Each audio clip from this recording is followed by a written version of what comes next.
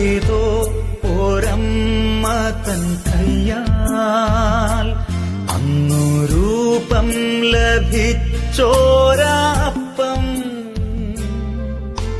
നിൻ കയ്യിൽ കുർബാനയായി നീ വാഴ്ത്തി മുറിച്ചു വിളമ്പി. ഏതോ ഒരമ്മ തൻ കയ്യാൽ അന്നു രൂപം ലഭിച്ചോരാപ്പം